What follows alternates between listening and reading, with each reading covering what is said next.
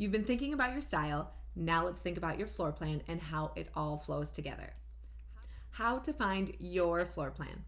I think it's totally possible and highly recommended to find a plan that is close to what you want and then edit it from there. You do not need to start from scratch. There are a lot of variables to think about when designing a floor plan, more than you might think of, and so adjusting one that is close to what you like will save you time and lessen the pressure of remembering all those little things. Like storage areas. Everybody forgets about storage areas. Where do you find these floor plans? I would start with Pinterest and the interior layout, or those wow moments that you are looking for, and then think about what the exterior looks like. But that's because I'm an interior designer, and to me, the most important aspect of your space is how it functions internally. But we all have our own prejudices. So some people like to look at the outside and the general style of the house and start there. Either way is fine, just start somewhere. If there are any particular design features that are must-haves or those wow moments we talked about before, search for the floor plans with those in mind. Do you have an inspirational kitchen image that you want to copy exactly? Create your floor plan around that. Or do you know you want a fireplace? Start with that. Open concept, formal dining, breakfast nook, mudroom, 4-stall garage. Start with whatever is important to you.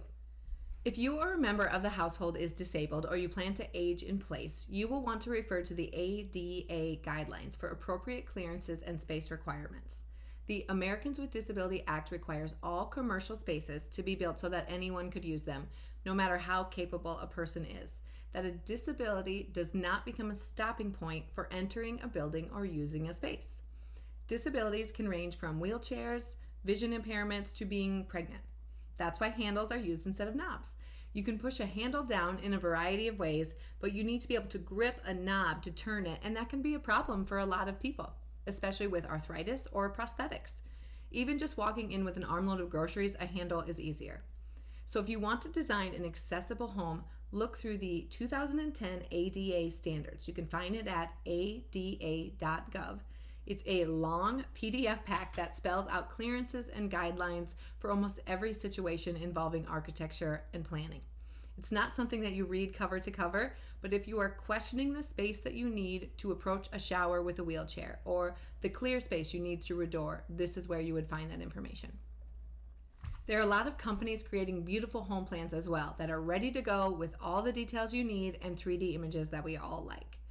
There are ample floor plans available, and you might be able to find exactly what you want, and some will even customize it for an additional fee. You can take these plans and shop around for contractors. Super easy. You can find a plethora of these on Pinterest and just online in general. If you are building an accessible house, this might be especially helpful.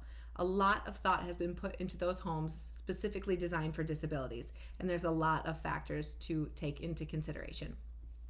You can also get out some graph paper and start from scratch, but again, I would not recommend this unless you absolutely know what you want. Other places to find floor plan inspiration. Houzz, Houzz, design magazines like Architectural Digest, Dwell, Better Homes and Gardens. When they do a spread on a house, often in a corner is the full floor plan. So start paying attention to those. They don't always include all the dimensions and details, but you can see how the house flows, and really any basic online search will provide more floor plans than you can possibly look through. Once you better understand the type of home you want, you can search contemporary open floor plan, 3 bedrooms, 2 baths with attached 3-stall garage, and take your pick. Combining a few, maybe you like the kitchen of this one, the living area of that one, and the bedroom layouts of this one, that's totally fine. So now you found a few plans that might work. And to better understand the space, and if they actually work for you, start measuring things. What's your current bedroom dimension? Is it too big or too small? Find rooms that are comparable so you can get the feel.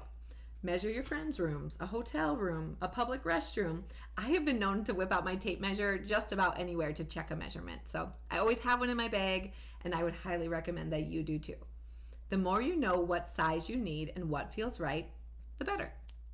Many houses are built too big or too small because they just didn't understand how much space they needed or how much space that was. A master bedroom that's 30 by 30, well, that is just way too big. What are you going to do with all that space? A king bed is only 6'6" wide. Or a kitchen that's only 7 feet by 10 feet. Well, that is going to be tight. It can be done, but don't do that to yourself. Think about your spaces in terms of priority.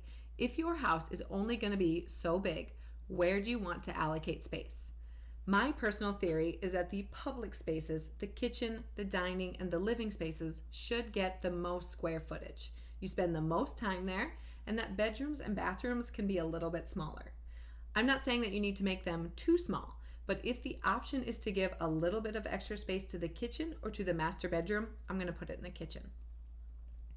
If you want to edit your plan or play around with a new idea, print your plan out. Sometimes I'll take a thick Sharpie and outline the perimeter and things that won't change, just so that they are easier to see. And then I lay a new piece of paper on top, trace those bold areas, and start sketching a new layout.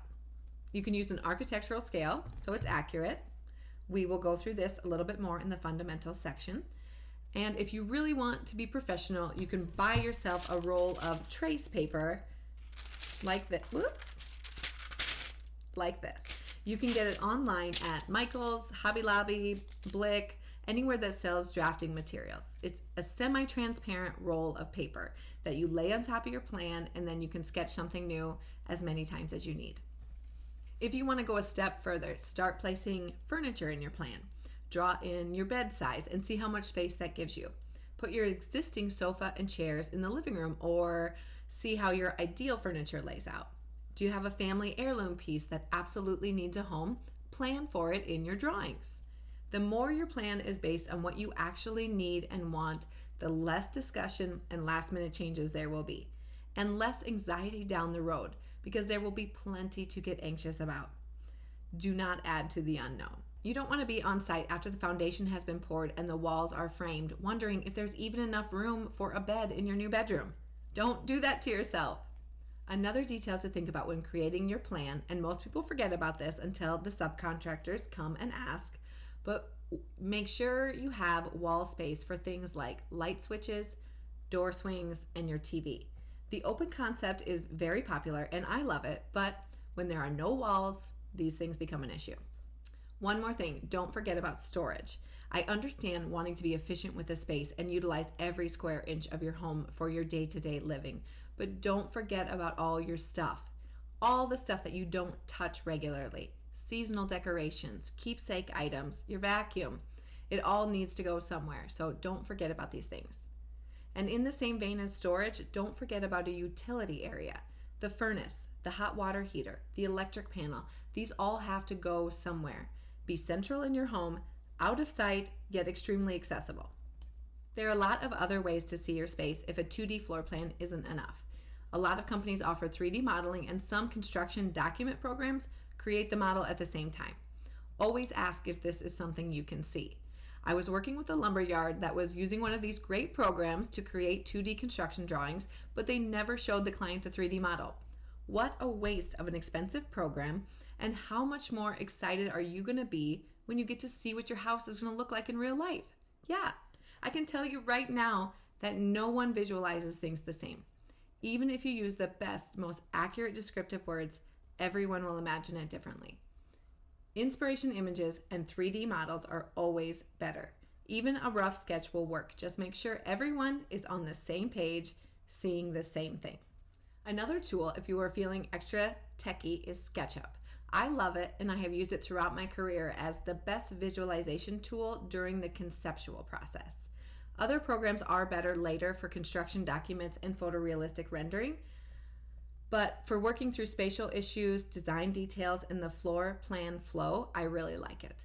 The basic version is free, and it's quite intuitive if you are somewhat tech savvy. It's basically creating planes and then pushing and pulling things around. I could get super nerdy and tell you all about my love for SketchUp, but that could be a whole nother course. If you are not planning this project alone, discuss with your partner and make sure you have a similar vision for the future. If you can't agree on wood or painted cabinets, can you agree on a large open kitchen with an island for 6? Those are the types of decisions to start with. If you can't agree on the core wants and needs of the space, do not bother starting with materials. I am all about merging different styles, but if it is a constant compromise of two radically different opinions, it will look like it. Either come together or one person has to be the driver. It is not a lie or an exaggeration when people say their relationship couldn't survive construction. And a lot of people's can't and don't. So prepare yourself for this process. It will be hard. Babies and building homes do not save relationships. In closing of this section, my biggest advice before you get too far into this process is to make your decisions based on those core wants and needs. Do the personal research and the soul searching needed to make these decisions. The clearer you are about your vision and the way you want to live, the easier every phase is that follows.